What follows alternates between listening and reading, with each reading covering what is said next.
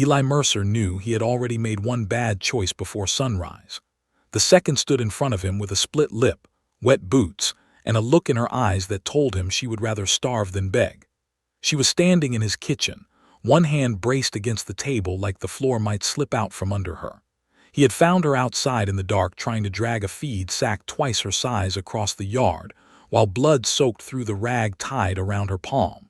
He had told her to leave it. She had tried to lift it anyway. That was the kind of stubbornness that got a person killed on a winter ranch. It was also the kind he understood too well. "You trying to prove something?"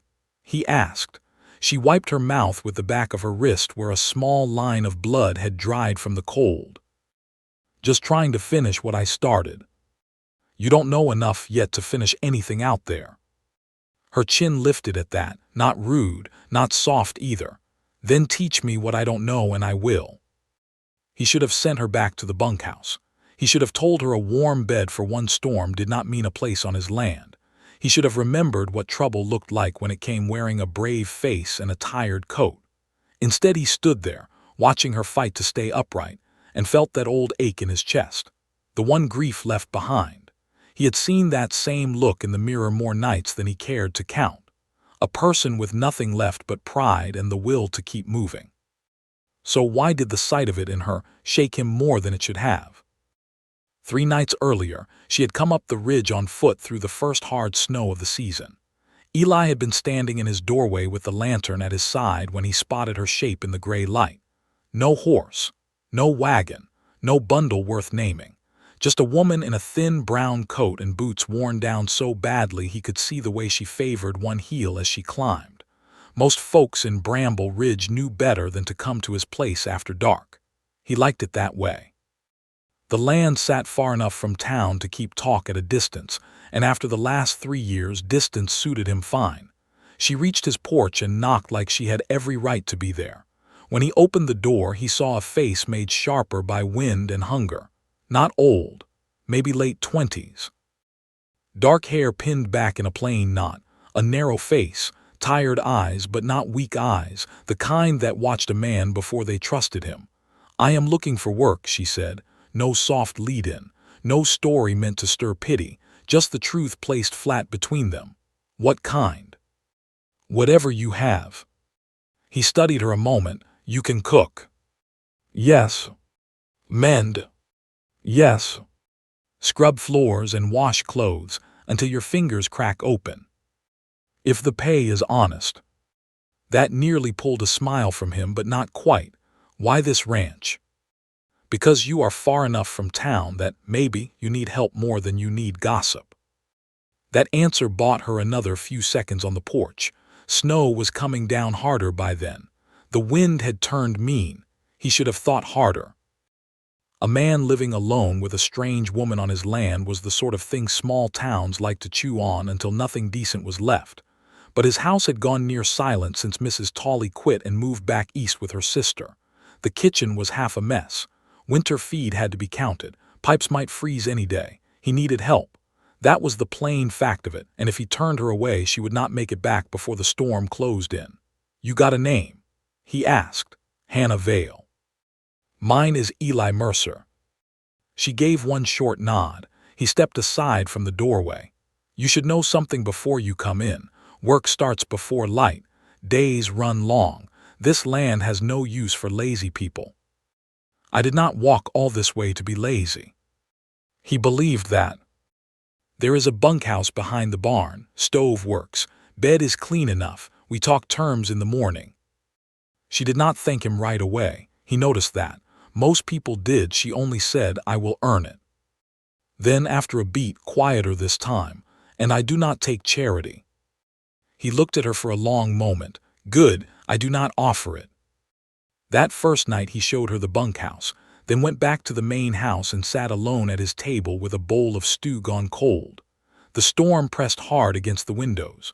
Snow covered the yard, the fence line, the wagon ruts, and whatever trail she had left behind. He told himself it did not matter where she came from as long as she did the work and kept to herself. But after a while he stopped pretending. The truth was simpler. He wanted to know what had worn that hollow place into her face. He wanted to know why he had opened the door so fast. By the third morning, Hannah was in the yard before dawn, standing beside the tack wall in the dark with a lantern in one hand and a halter in the other. She had no idea what she was doing. Eli watched from the barn door for almost a full minute before stepping out into the cold. "That one goes on the gelding," he said, "unless your plan is to saddle the chicken coop." She turned so quickly the lantern rocked, then she caught herself. "I was about to figure that out." "No, you were about to strap the wrong leather on the wrong animal." The faintest color touched her cheeks, though the air was cold enough to steal color from anything. "Then I am glad you came when you did." He pointed toward the feed bin. "2 scoops for the horses, 1 for the hens. Water trough needs breaking. Do not stand behind the bay mare, she kicks first and thinks later." Hannah nodded once and got to work. He went out to check the far fence and came back at noon to find the trough cleared, the stalls cleaned, and one section of broken rail patched with wire and pure stubborn effort. She was carrying water in both hands, her shoulders shaking from the weight. The cloth around her palms was stained through. "That is enough," he said. She kept walking. "Hannah." This time she stopped. "Enough for today." Her breathing was hard. "North side fence still leans." "It can lean until tomorrow." She set the buckets down with care, not drama. That told him more than any words could. She was not trying to impress him, she was trying to survive. That evening he left a plate for her on the kitchen table and took his own into the dining room. He told himself the distance mattered. He was the rancher. She was hired help. Order kept things clean. Clean kept people safe. But near midnight the hens started screaming. He was out of bed and into his boots in seconds. By the time he hit the yard with the rifle in hand, Hannah was already there. She stood by the chicken run in her coat thrown over a nightdress, hair loose, one of his spare rifles tight against her shoulder. 3 wolves moved along the far fence line, their eyes catching the lantern light in sharp yellow flashes. One had already started testing the wire. "You know how to use that?" Eli asked. Without looking at him, she said, "Well enough." She fired a warning shot high. The sound cracked over the frozen yard. The wolves jumped back but did not fully run. Hungry ones never did. Eli snatched a torch from the barn, lit it, and hurled it near the fence. Fire flared against the snow. Hannah fired again, lower this time. Eli added his own shot, and together they drove the pack back toward the ridge. When the noise died, only their breathing remained, white clouds in the dark. "You did not have to come out," he said. She lowered the rifle. "They were going to kill your chickens." "Our chickens now, are they?" The corner of her mouth moved, almost a smile. "I figured if I work here, I defend what feeds us." He looked at her bare ankles shoved into unlaced boots, at the way her hands trembled from cold, and something in his chest eased before he could stop it. "My father taught me to shoot," she said when he did not answer. "He said a woman alone ought to know how to stand her ground." Eli took the rifle from her at last. Their fingers brushed. Her hand was ice cold. "Go inside," he said, more gently than he meant to. "They will not be back tonight." She studied him for a moment as if weighing whether to trust that. Then she nodded and walked toward the bunkhouse without another word. Eli stayed in the yard after she left. The hens had gone quiet. The snow kept falling. Somewhere far off, the wolves called to one another from the dark hills. He stared at the black shape of the bunkhouse and let out a long breath. She had come asking for work. That was all. A wage, a roof, a chance to keep moving. So why did it already feel like something had crossed his threshold that winter besides a hired hand? Town trouble began before the first deep freeze settled in for good. Eli rode into Dry Creek the Sunday after the wolves came, needing flour, lamp oil, salt, and nails before the roads turned mean. Hannah stayed behind to patch a torn quilt and keep an eye on the stock. He told himself that was the reason he left her home. The fuller truth was uglier. Small towns noticed everything, and a woman on a lonely ranch gave people something to do with their tongues. By the time he tied his horse outside the general store, he could already feel the way eyes turned toward him and held a second too long. Mrs. Morrow was behind the counter measuring coffee into a paper sack when he stepped inside. She gave him a look that tried to pass for casual and failed. "Morning, Eli," she said. "You are in earlier than usual." He set his list on the counter and nodded once. "Weather is turning." She glanced toward the door, then back at him. "Heard you took someone in." He should have expected it. News in Dry Creek moved quicker than floodwater and with just as much wreck behind it. "I hired help," he said. "Needed help before winter shut the place down." Mrs. Morrow tied the coffee sack with string and said nothing for a moment, but her silence was not kind. It was the kind that waited for more. He nearly got out clean, but Gideon Pike stepped into the doorway before Eli reached it. Pike owned the feed store, the church ledger, and most opinions he had no business keeping. He was a narrow man with a face that always looked pleased by other people's trouble. "Mercer," he said, "folks say you have a woman living up there." Eli stopped, bundle in hand. "Folks should spend more time minding their own roofs." Pike smiled the way a man does when he thinks he has already won. A widowed rancher and a strange woman under one set of trees. Not much room for clean stories in that arrangement. Eli stepped closer until Pike had to shift his weight. "She lives in the bunkhouse. She works hard. She keeps to herself. That is the whole story." Pike's smile stayed put. Truth does not matter much once people start talking. Eli moved past him without another word, but Pike's voice followed him out into the cold. "A man's name is worth protecting, Mercer." Eli loaded his supplies with slow hands. He had spent too many years learning how cheap a good name could become once a town decided it belonged to them. He made one more stop before heading home. At the dry goods store, he bought a woman's winter coat lined with wool and strong enough for the ridge wind. Dark blue, plain, warm. The shopkeeper folded it without comment, though her raised brow said enough. Eli tied it behind the saddle and rode out under a sky that looked like hammered steel. He told himself the coat was practical. Hannah's old one would not last the month. That should have been all there was to it. But halfway home he admitted another truth. He had started looking for reasons to make the place easier on her, and that was a road a man ought to notice before he walked too far down it. When he reached the ranch, he found her in the main house. She was sitting at the kitchen table with the Bible he kept on the shelf by the stove, reading by lamp light with one hand tucked under the opposite elbow to keep warm. She stood the second he came in as if she had been caught stealing. "I only came in for more firewood," she said. "Then I saw the book and sat down for a minute." Eli set the sacks on the counter. "You do not need to explain every breath you take on this land." Her face changed a little at that. Not soft exactly, just less guarded. He untied the coat and held it out. "This is for you. Storms are turning harder. That one you have will not stand up to them." She stared at the coat without touching it. "I cannot pay for this." "It comes out of your wages if it keeps your pride standing." That made her look at him properly. There was tiredness in her face and something else now. Confusion, maybe. Maybe the small pain of being treated kindly when a person has forgotten how to receive it. She took the coat at last, running her hand over the wool like she expected it to vanish. "No one has done something like this for me in a long while," she said quietly. Then it was overdue. He meant to leave it there, but she kept looking at him and the room grew too still. "Why?" she asked.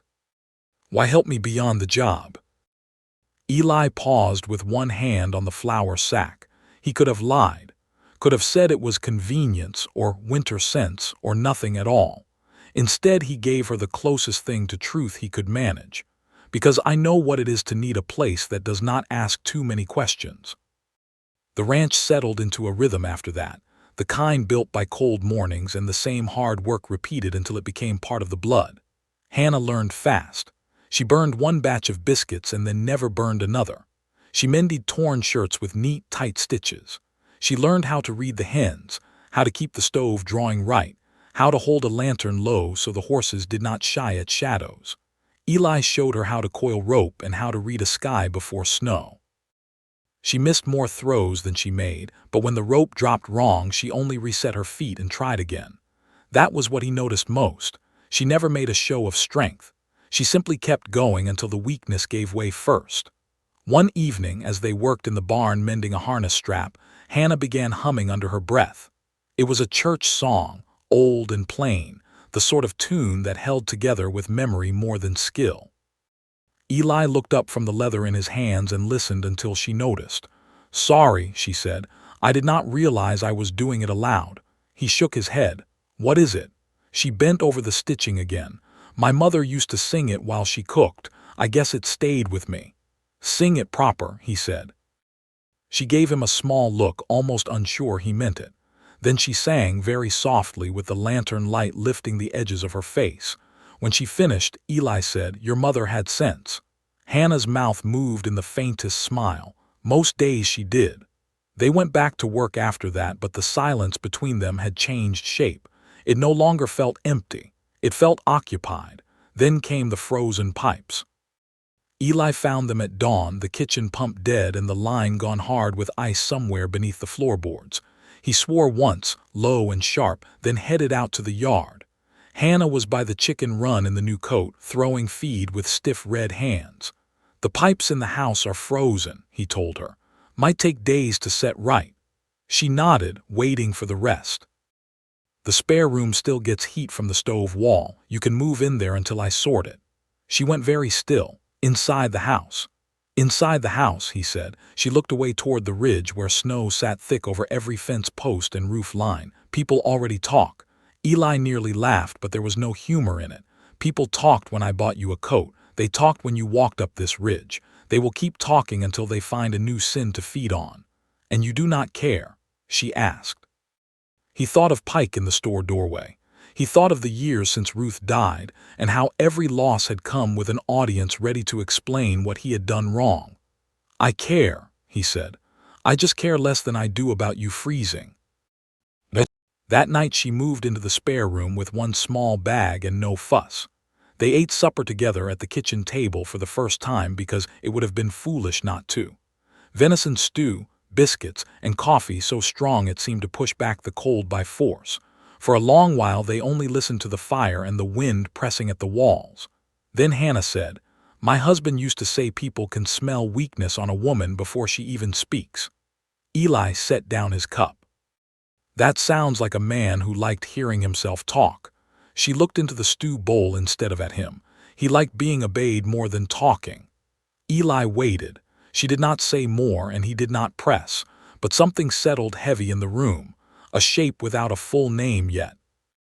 Pain he could not touch but could plainly see. After supper they sat by the fire without speaking.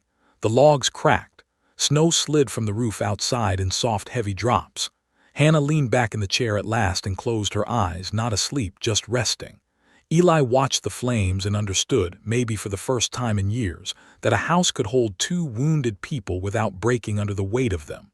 Later, when she rose to go down the hall, she paused with one hand on the door frame.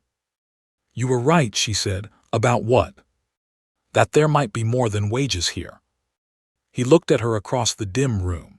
The fire painting warm lines over the coat he had bought, and the face that had grown less haunted in small ways he did not trust himself to name. "Do not decide that too soon," he said. "Winter is long." Her eyes held his a second longer.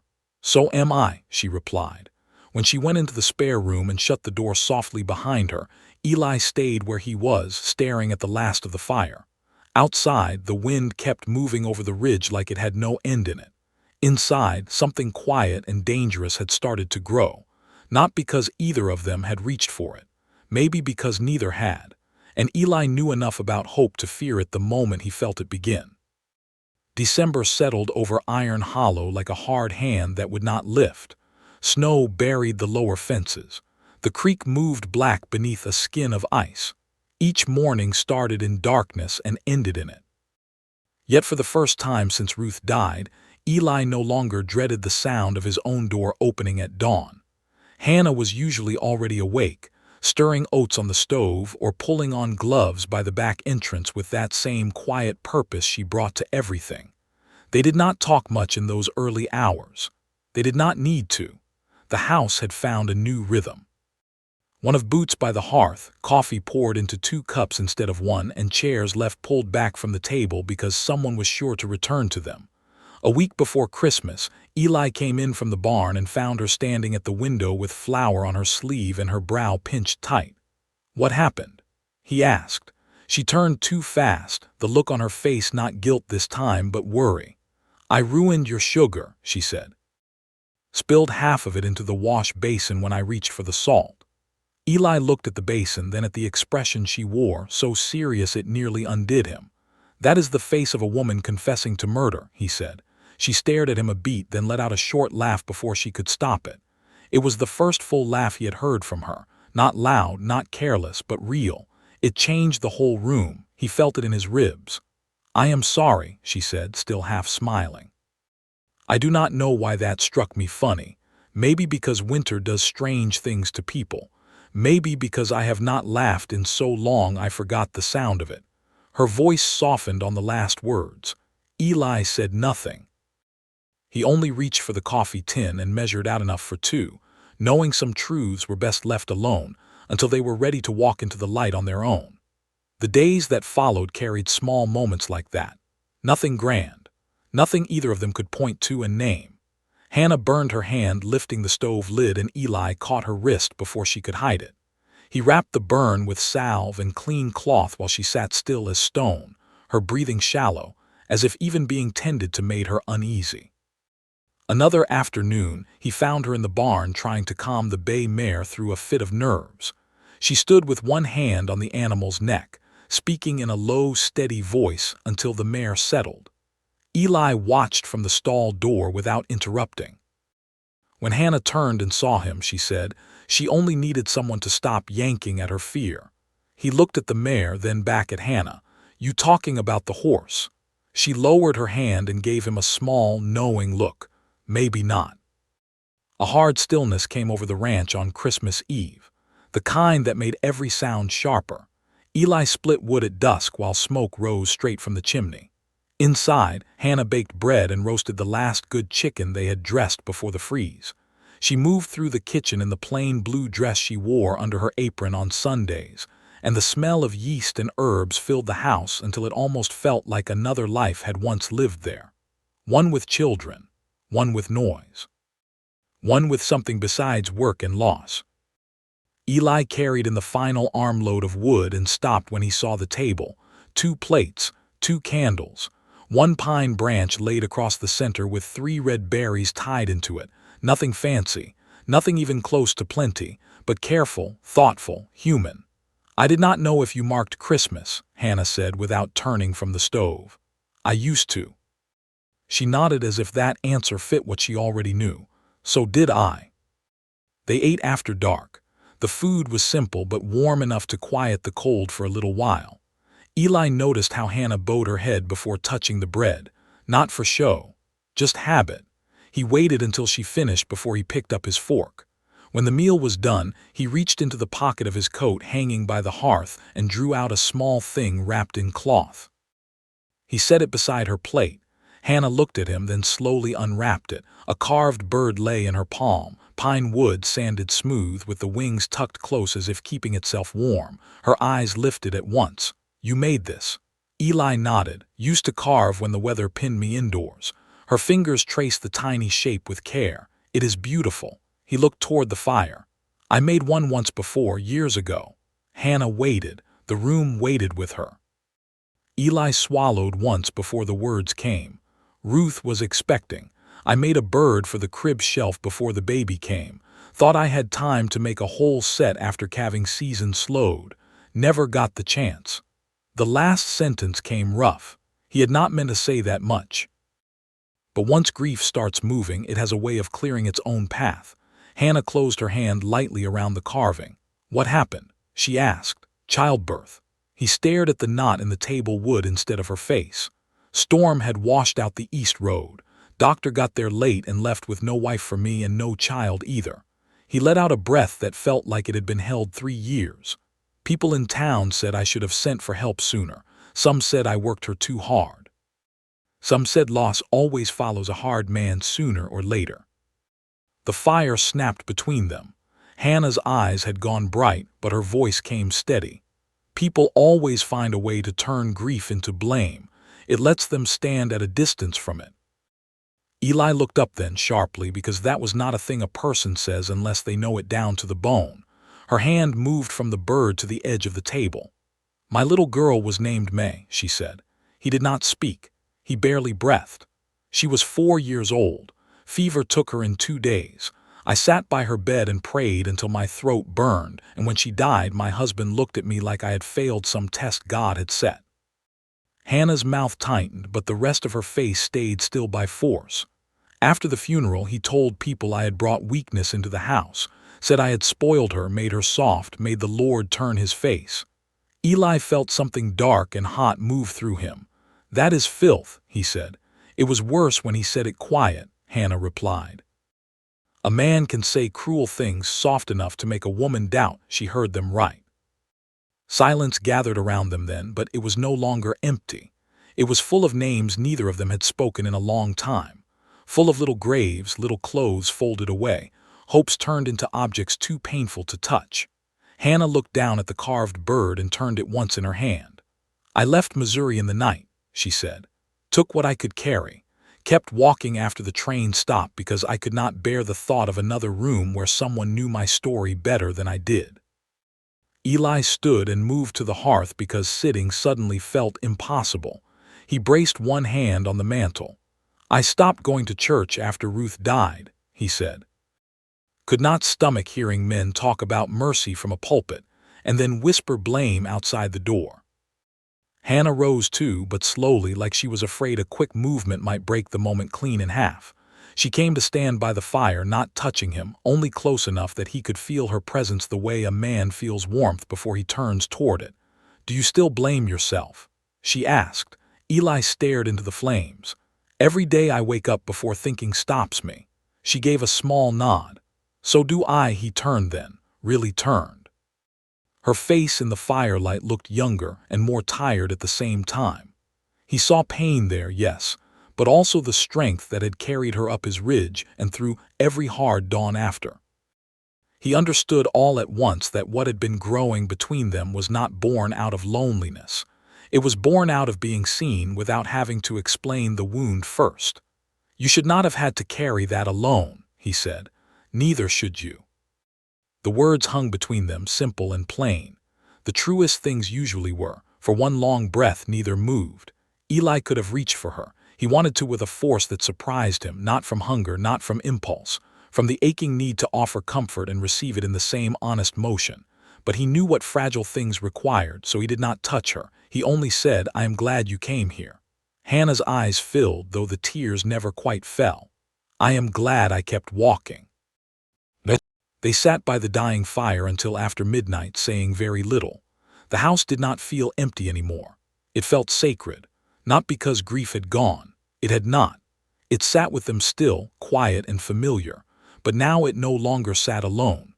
When Hannah finally carried the carved bird down the hall with her, Eli watched her go and understood something that frightened him more than winter ever had. He was not just trying to give her shelter anymore. He was starting to build his heart around the fact that she was there. The storm came 3 days after Christmas with no patience in it. Eli felt it before dawn in the way the horses shifted, and the old boards in the barn complained. By the time he stepped outside, the sky had gone the color of dirty iron, and the wind was already pushing snow sideways across the yard. He stood on the porch a moment, scanning the ridge, the fences, the lower pasture where the cattle had been moved before the last freeze. If the drifts built too high, feed would not reach them by nightfall. If the creek iced over in the wrong place, water would turn dangerous. A ranch could go from hard to deadly in half a day once winter decided to make its point. Hannah came up behind him, already in her coat and gloves. "It is bad?" she asked. "It will be." He did not look at her when he said it. He was counting distance, shelter, chance. 2 miles to the lower pasture. Too much open ground between. If he waited too long, the storm would pin him here and the herd would pay for it. He stepped back inside, reached for the hay hooks and the rope coil hanging by the door. "I am taking the sled out." Hannah's answer came at once. "Then I am going with you." He turned, "No." She held his gaze. That was quick. "It was meant to be." She stepped closer to the table and set both hands on the worn wood. You cannot haul, stack, and check 38 head alone in that wind.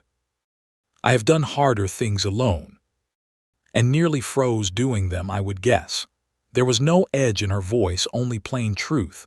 Those cattle feed both of us. That makes them my concern too. He wanted to stop the argument before it began, because the truth was she was right. He also wanted to keep her inside where walls and fire could still do something useful. That truth ran even deeper. This is not barn work, he said. Out there, one misstep matters. Her jaw set, I know. No, Hannah, you do not in a whiteout. She took one slow breath. Then tell me what I need to know on the way. The room went still after that. Eli saw the same thing he had seen the first night on his porch. A woman with no intention of folding because fear would make life easier. He could argue until noon and still lose. So he reached for the second scarf on the peg and held it out. Stay close enough to touch the sled rope at all times, he said. If I shout, you answer. If I tell you to move, you move. No questions. She took the scarf, understood. By the time they hit the lower fence line, the world had narrowed to blowing white and the backs of the mules pulling the sled. Snow struck like gravel against skin. Eli kept one gloved hand on the lead line and the other lifted now and then to shield his eyes, though it barely helped. Hannah stayed close on his left, head bent, scarf pulled high across her mouth. Twice the wind nearly shoved her sideways. Twice she caught herself and kept going. They reached the cattle after what felt like half a day but could not have been more than 2 hours. The herd was bunched tight against the lee side of a rise, their hides packed with snow, their breath rising in heavy white bursts. Hey there, Eli shouted, pointing. Work fast. They moved like people in a dream where every step costs too much. Eli cut the bales while Hannah hauled armloads and spread them low where the weaker animals could reach. He counted heads through the blur. 36, then 37, one missing. He cursed it into the wind. A heifer had likely wandered toward the creek bed where the brush gave a little cover. He could leave her and save time. A practical man might have done that, but Winter took enough without being helped. He grabbed the spare rope. Stay here with the sled, he shouted. Hannah shook her head at once. No. Hannah, if she is down, you will need to. Even in that weather, he nearly laughed from pure disbelief. Then another blast of wind hit, and there was no room left for wasting breath. Fine. Stay on my right. They found the heifer half sunk in a drift near the creek bank, one hind leg twisted wrong beneath her. Eli dropped to one knee at once and reached under the snow-packed belly to free the trapped leg. The animal thrashed weakly, eyes rolling. Hannah came down beside him without waiting to be told. She braced one shoulder against the heifer's flank and used both hands to clear the packed snow around the hoof. The cold cut through glove seams and sleeves until Eli could not feel half his fingers. Still, they worked. Rope, lift, pull, calm the animal, lift again. At last the heifer lurched upright and staggered into the storm. Back to the sled, Eli said. That was when the ground gave way under Hannah. One moment she was beside him. The next the snow crust cracked and she vanished with a short, sharp cry. Eli lunged so hard he almost went in after her. His hand caught the back of her coat as Black Creek water surged up through the broken ice. The current was not fast, but it did not need to be. In weather like that, cold killed quicker than drowning. He dropped flat, dug his boots in, and hauled with everything left in him. Hannah came up gasping, one arm flailing for the bank. Eli caught her wrist and dragged her clear. Water poured from her skirt and coat in dark sheets. Her face had gone pale in a way that scared him straight to the bone. Move, he said, pulling her up. Now. She tried to answer, but her teeth had already started knocking together. Eli threw one arm around her and half shoved, half dragged her toward the sled. The line shack used during calving season sat less than a mile east if the drifts had not buried it clean. Less than a mile could still be the width of death. He abandoned the hay, abandoned the missing tools, abandoned everything but the fact that Hannah had to stay on her feet. The shack appeared out of the storm like something made from prayer and poor lumber. Eli got the door open with hands that barely worked. He pushed Hannah inside and kicked it shut against the wind. The room was hardly more than a cot, a table, a rusted stove, and one shelf with kindling. It was enough. It had to be enough. Hannah stood shaking so hard she could not get her fingers to obey. Her lips were turning blue.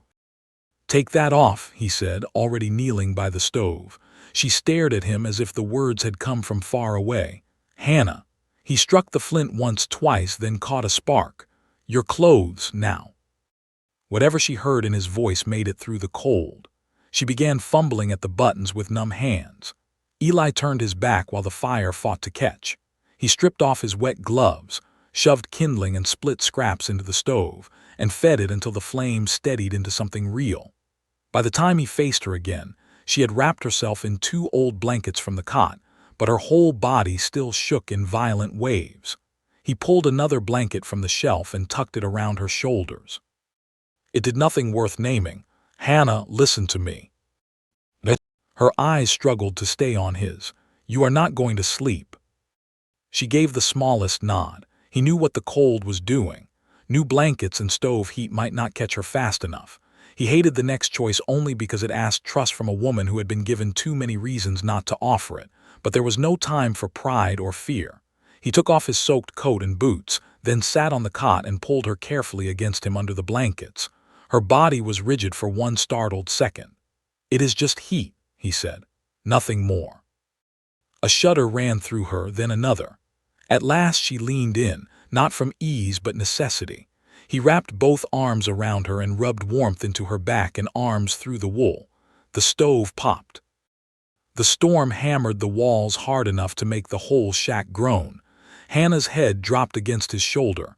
Her breathing came in rough little catches. "Talk to me," he murmured. "Anything."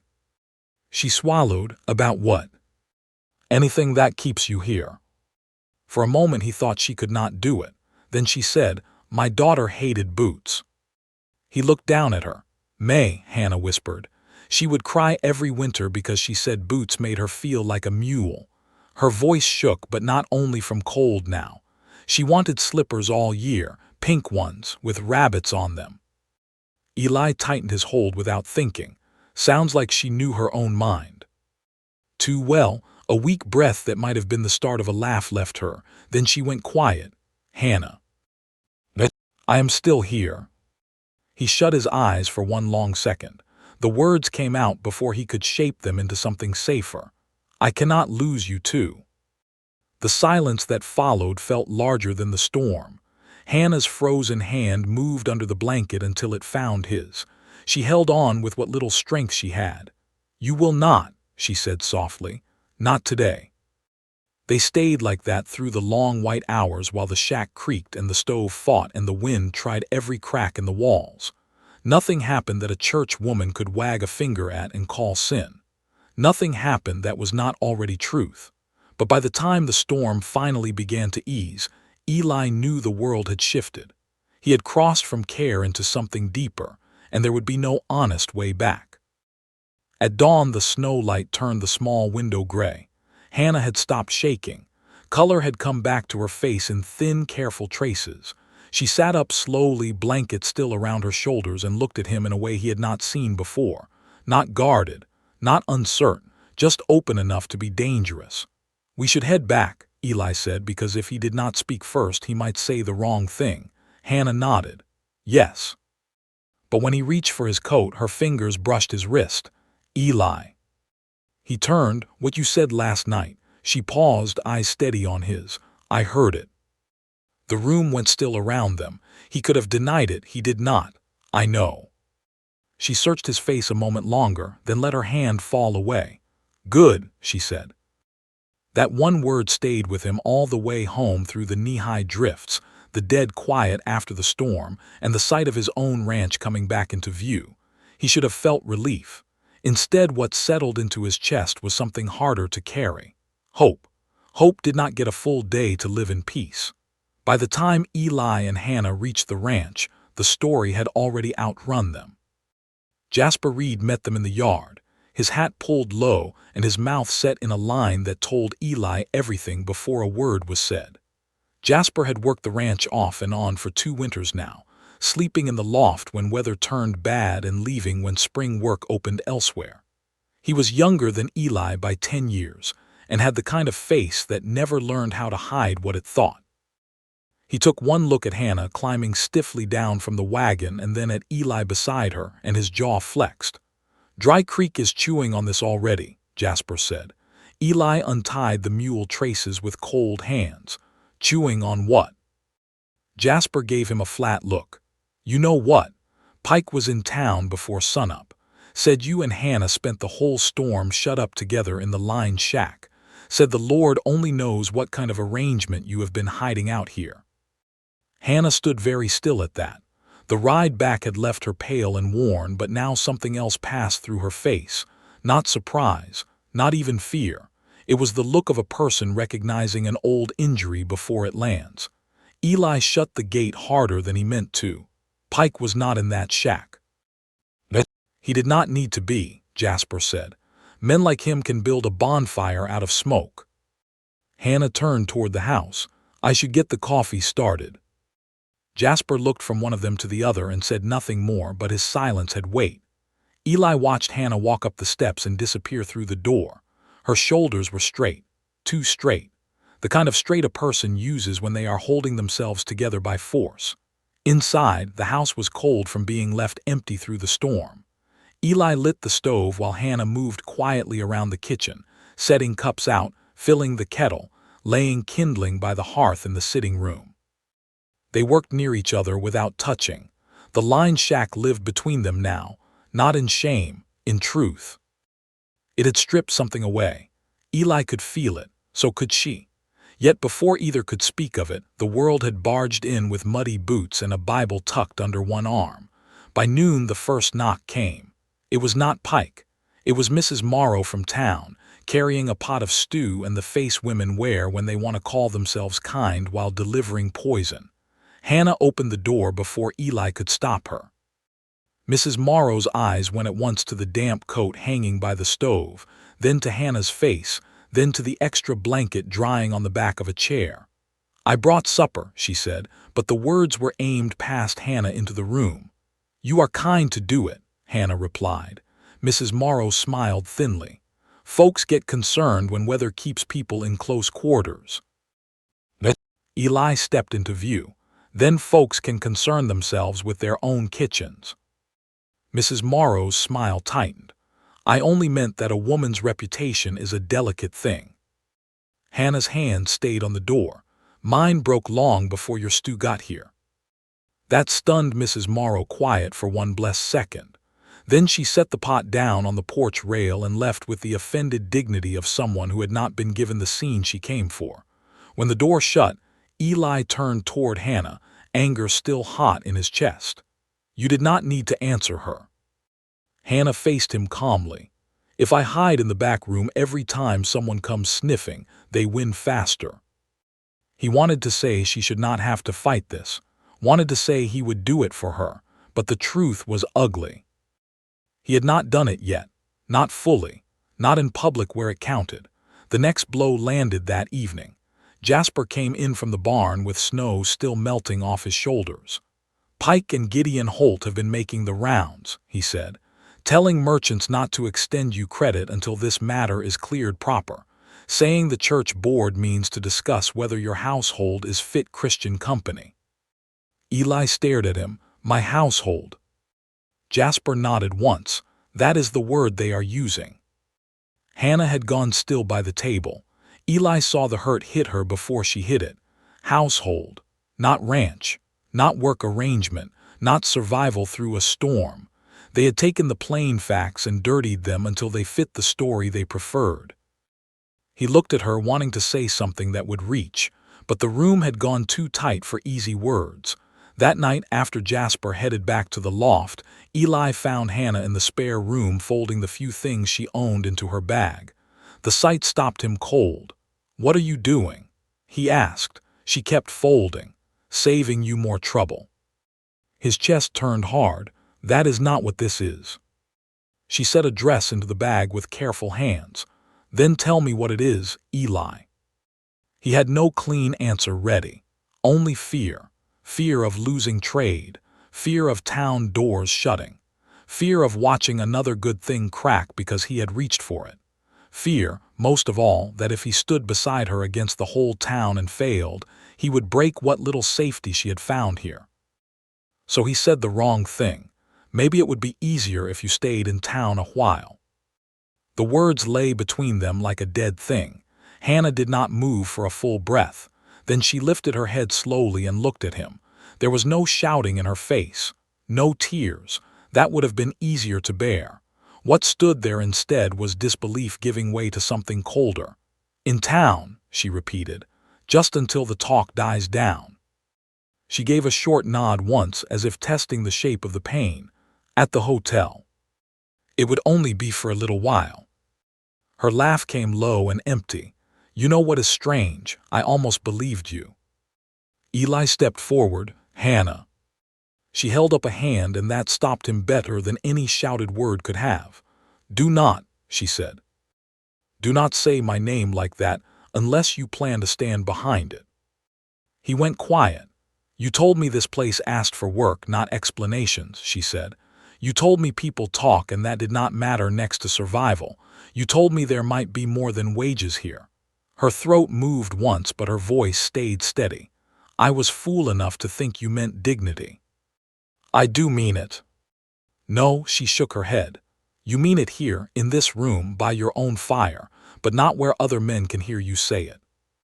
The words cut because they were true enough to bleed. Eli reached for anything that sounded like reason. I am trying to protect what we have. Hannah looked at him for a long moment. What we have does not survive cowardice. He flinched as if she had struck him. She closed the bag and tied the worn strap through its buckle. I left one house where a man cared more for blame than truth. I will not stay in another where fear gets to dress itself up as protection. Then she lifted the bag and walked past him into the hall. Jasper was standing near the kitchen doorway. Eli had not heard him come in. He looked from Hannah moving toward the front room to Eli rooted in place and said, Tell me you are not letting her leave. It is more complicated than that, Eli muttered. Jasper's expression hardened. It is not. Eli turned on him, angry because the younger man was standing where he should have been. You do not know what it takes to keep a place like this running when a town decides to shut you out. Jasper did not back down, maybe not. But I know what it looks like when a man is about to trade his backbone for a little peace. The house went quiet around that. Jasper lowered his voice, but not the force in it. You think sending her away saves something. It does not. It just proves Pike was right about how far he can push you. Eli looked toward the front room where he could hear Hannah laying out her things for morning. Every small sound felt final. Jasper took one step closer. I knew Ruth, he said. Not like you did, but enough. She had more courage in a fever bed than most men have healthy. You want the truth. She would spit in your face for this. Eli's head snapped toward him. Jasper did not soften. And if that sounds cruel, good. Cruel is letting a woman who fought beside you in a blizzard walk out because church men got nervous. The words hit hard because they came from a place Eli had kept boarded shut. Ruth, the child, the whole long ache of failing to arrive in time, failing to fix what could not be fixed, failing then to stand up under judgment when it came. He had rebuilt barns, fences, herd numbers, even his standing in town by inches. But courage was not a thing a man rebuilt once and kept forever. Sometimes it rotted where no one could see. Jasper shook his head and headed for the door. If she goes in the morning and you let her, do not lie to yourself after. Call it what it is. When he was gone, Eli stood alone in the kitchen, listening to the clock tick on the shelf and the fire settle in the stove. He could have walked to the spare room then, could have told her to stay, could have said he would stand in the middle of Dry Creek and take every word meant for her, but fear kept him where he was. Fear and habit and the old sickness of thinking loss might be softened if you surrender first. Near midnight he heard Hannah moving through the hall. The front door opened once, then closed again softly. She was only setting her bag by the porch for morning. Still, the sound of that latch settling felt like a verdict. Eli sat at the table until the lamp burned low, surrounded by the things she had touched. A mended shirt folded by the stove, a loaf of bread wrapped in cloth, the carved bird on the mantel, catching the last weak light. He looked at that small wooden shape and understood with terrible clarity that love was not the warm, easy thing songs made it out to be. Sometimes love was the moment a man saw exactly who he had become, and hated him. Eli did not sleep. He sat through the last dark hours with his elbows on the kitchen table and his hands locked so tight they ached. The lamp burned down to a low gold eye. The stove settled into long, soft cracks. Once, just before dawn, he heard Hannah moving in the spare room. Not loudly, just the quiet sounds of a woman putting her life back into one bag because she had learned better than to trust a door that might close on her later. By first light, he knew one thing with a clarity that made him feel sick. If she left that ranch because of him, then every decent word he had spoken to her since the night she came up the ridge would turn into a lie. Not partly, fully. He had been telling himself he was protecting her. That was coward talk. Protection did not send a woman away to make cruel people comfortable. Protection stood up in daylight and dared them to say it again. He pushed back from the table so hard the chair legs scraped the floor. The sound rang through the house. A second later, Hannah appeared in the hallway, coat on, bag in hand. She looked tired. She looked calm in the way only deeply hurt people do when they have already decided not to beg. "I was going to leave before Jasper woke," she said. Eli stood. For a moment the words clogged in his throat, all of them crowding each other. "Sorry, stay. I was wrong, I am afraid, I love you." He could not begin with the biggest truth. He had not earned the right to throw that at her like it would fix what he had done. So he started with the cleanest one. "You were right." Hannah did not move. "I was scared," he said. "Scared of losing trade, scared of the town turning its back, scared of standing up and finding I still was not enough to hold on to what matters." He let out a breath that shook on the way out. "None of that excuses what I said." Her eyes searched his face, but she stayed near the door. "No, it does not." He nodded once. He deserved that. "I asked you to trust a man who talked brave by his own fire and folded the minute people came knocking. That is the truth of it." The room went still. Behind the walls, the wind moved low over the ridge. Somewhere in the barn, a horse thudded a hoof against wood. Life kept going. It always did, even when a man's heart was up for judgment. Eli took one step closer. "No more. Do not leave because of my weakness. If you still want to go after what I said, I will saddle the mule myself and not stop you. But you will not leave this place thinking I chose their comfort over your worth without hearing me say I was wrong." Hannah's fingers tightened on the strap of her bag. "And what changes now?" "Me." The answer came so plain it surprised even him. He grabbed his coat from the peg and pulled it on. "I am going to town." A crease formed between her brows. "For what?"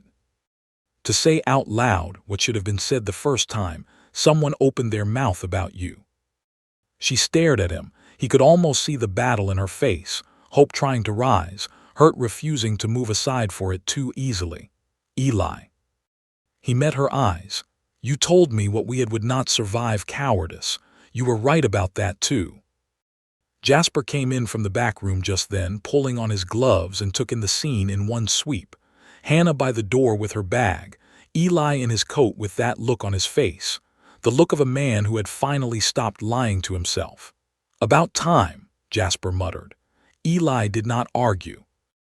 He stepped onto the porch into air sharp enough to sting the lungs and saddled the bay, gelding with hands that no longer shook from fear, only from urgency. Dry Creek sat under a hard white morning. Snow packed the street edges. Smoke rose from chimneys in straight gray lines. Sunday bells had already started by the time Eli rode in. He could hear them before the church came into view, the sound clean and steady, calling decent people together to do what decent people often did worst. He tied the gelding at the hitch rail and walked straight to the church without taking off his gloves. The sanctuary was full, coats damp from snow, hats in laps, heads turned toward Reverend Harlan as he read from the pulpit in a voice meant to sound solemn. Eli opened the back door and every face in that room shifted toward him like wheat turning in wind. He walked the center aisle with his boots striking the floorboards one measured step at a time. No hurry, no hesitation. Mrs. Morrow's mouth fell open. Gideon Pike sat in the third pew on the right, already drawing himself up with that look of eager offense some men wore like a medal. Reverend Harlan faltered. "Eli, this is not the time." "It is exactly the time." His voice carried to the far wall without needing help. He stopped at the front and turned to face the whole room. For one long beat, nobody said a word. Then Pike rose. "If this is about that woman on your ranch, perhaps you ought to remember where you are standing." Eli looked straight at him. "I know exactly where I am standing. In a room full of people who know how to dress judgment up as righteousness." A ripple moved through the pews. Pike's face sharpened. "Watch yourself." "No, you watch yourself." Eli's voice stayed level, and that made it hit harder. "You have spent weeks putting a decent woman's name through your teeth because she came to my ranch asking for work instead of pity. She works harder than most men I know. She crossed a storm line with me to feed cattle because this land feeds us both. She nearly died in that blizzard because she refused to stand back and let someone else carry all the danger. And you took that and turned it filthy because filth is easier for you than mercy." No one moved. Eli kept going. "Her name is Hannah Vale. Some of you have looked at her like you already own the right to judge her. You do not. You have whispered about her roof, her room, her honor, while doing nothing to earn the right to speak any of those words." Mrs. Morrow lowered her eyes. Pike did not. "A man and a woman were trapped in a lined shack during a blizzard," Pike said, voice smooth with false certainty. "Folks are only drawing reasonable conclusions." Eli took one step forward. "Then let me save you the trouble. Nothing happened in that shack that shame could touch. But even if it had, it would still be cleaner than what you people have been doing with your mouth since we came home." The church went dead quiet. Reverend Harlan opened his mouth, then shut it again. Eli looked across the faces in front of him and saw what he had once feared most. Disapproval, shock, anger, but now that he stood inside it he saw something else too. It could not kill him, not the way silence could, not the way cowardice already had. "I asked her to leave my ranch," he said. The words hit the room like a dropped stone. "Not because she had done wrong, because I was afraid of losing the comfort of men and women who should have known better. That fear was mine, not hers. That shame was mine, not hers." Pike let out a hard breath through his nose. "So what is it you want? Applause for confessing weakness?" Eli did not even look at him now. He looked at the whole room. "I want this town to hear one thing plain. If you have a problem with Hannah Vale, then you have it with me standing beside her. If credit closes, let it close. If trade stops, let it stop. If you want to make me into a warning, do it to my face and leave her out of it." Jasper, who had slipped in at the back unnoticed, gave one sharp nod. Eli's voice dropped then, but it carried farther than before. "I loved one woman before and lost her. I thought that meant if God ever put something good in my hands again, fear might keep it safer than courage. I was wrong. Fear only rots what it touches. So hear this now. Hannah Vale has more honor in her little finger than the lot of you have shown her. And if she will still have me after the way I failed her, then I will spend the rest of my life proving I know the difference between comfort and what is right." No one stopped him when he turned and walked out. The cold hit his face like water. He barely felt it. He mounted fast and rode straight for the hotel on the edge of town because if Hannah had already left the ranch, he would not let the next words he spoke to her come too late. But she was not at the hotel. She was in front of the livery, standing beside Jasper's mare with her bag at her feet and the blue coat wrapped close around her. Snow light caught in the dark strands of hair the wind had loosened at her temples. She had come after him. For a second neither moved. Then Eli swung down from the saddle and crossed the space between them. He stopped close enough to see the tiredness in her face, the hurt still there and something else now, something waiting. "I heard enough from the church steps," she said softly. "Jasper thought I ought to hear it for myself." Eli shot Jasper, who stood several yards off pretending not to watch, a look that held both gratitude and annoyance. Then he turned back to Hannah. This was the real moment, not the church, not Pike, not all the fine, brave words he had finally said where people could hear them. This. He took a breath. I was wrong to ask you to leave. Wrong in the way a man can be when he knows better and still fails. I do not want you on that ranch as help. I do not want you there out of pity. I do not want you there because winter drove you to my door. His voice roughened.